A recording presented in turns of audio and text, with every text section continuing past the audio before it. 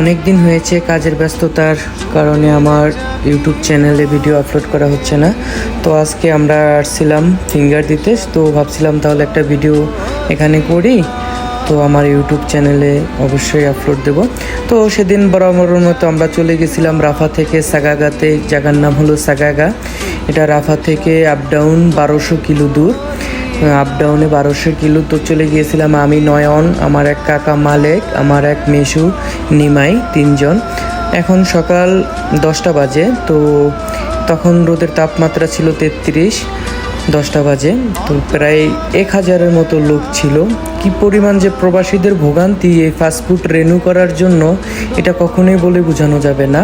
আপনারা হয়তো ভাই ভিডিওটা দেখলে বুঝতে পারবেন কিছুটা, কিন্তু আসলে ভিডিও দেখে কখনো মানুষের কষ্টটা অনুভব করা যায় না। যদি বাস্তবে এই 33 ডিগ্রি সেলসিয়াস রোদের ভিতরে না দাঁড়িয়ে থাকেন তাহলে কখনোই বুঝতে পারবেন না। তো সেদিন 38 পর্যন্ত রোদের তাপমাত্রা উঠছে।